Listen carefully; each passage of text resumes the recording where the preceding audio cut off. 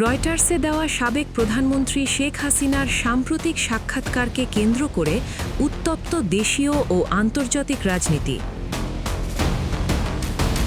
ডিসেম্বরে নেতাকর্মীদের সাথে নিয়ে দেশে ফিরে আত্মসমর্পণ করবেন তার এই একক বক্তব্য ঘিরে ইতিবাচক ও নেতিবাচক প্রতিক্রিয়া ফুটে উঠেছে বিশ্বজুড়ে। প্রায় শতাধিক আন্তর্জাতিক ও আঞ্চলিক সংবাদ মাধ্যমে এই খবরটি গুরুত্বের সাথে প্রচারিত হলেও দেশের ভেতরের চিত্র এবং সরকারের পদক্ষেপে দেখা যাচ্ছে বিপরীতমুখী অবস্থান। আজকের প্রতিবেদনে আমরা বিশ্লেষণ করব বিশ্ব গণমাধ্যমগুলো কিভাবে দেখছে এই ঘোষণা আর সরকারের প্রতিক্রিয়াই বা কী ইঙ্গিত দিচ্ছে। রয়টার্সের প্রতিবেদনটি প্রকাশের পরপরই BBC Bangla, Al Jazeera, the Statesman, Deutsche Welle এবং ভারতের প্রধান দৈনিকগুলোতে এটি শিরোনামে রূপ নেয়। আল জাজিরা ও দ্য স্টেটসম্যান গুরুত্ব দিয়েছে তার দেশে ফেরার ঝুঁকি ও সম্ভাব্য শাস্তির বিষয়টিতে। অন্যদিকে বিবিসি বাংলা তুলে ধরেছে বিএনপি, জামায়াত ও এনসিপির রাজনৈতিক প্রতিক্রিয়া। দেশীয় গণমাধ্যমগুলোতেও মিশ্র খবর তৈরি হয়েছে।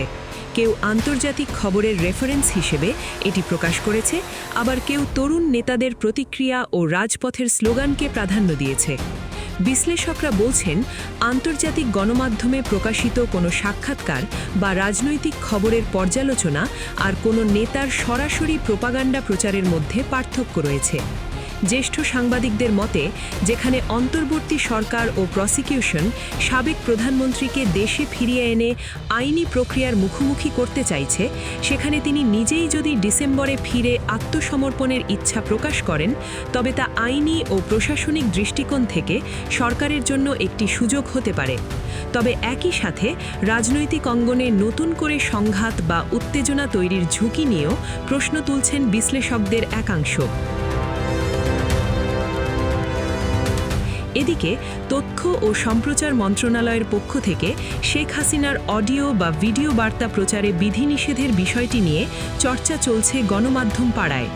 স্বাধীন সাংবাদিকতার নীতি অনুযায়ী আন্তর্জাতিক খবরের বস্তুনিষ্ঠ কাভারেজ বা পক্ষে বিপক্ষে নানা মতের বিশ্লেষণ যে কোনো মুক্ত গণমাধ্যমের স্বাভাবিক চর্চা।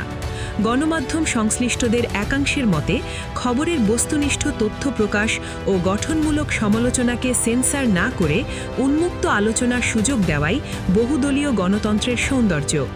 রাজনীতিতে ডিসেম্বরের এই ঘোষণা নতুন কোনো সমীকরণ তৈরি করবে নাকি এটি কেবলই রাজনৈতিক আলোচনার খোরাক, তার সময় বলে দেবে।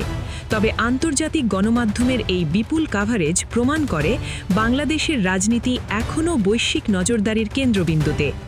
এই বিষয়ে আপনার মতামত কি? সরকার ও গণমাধ্যমের এই পরিস্থিতিকে আপনি কিভাবে দেখছেন?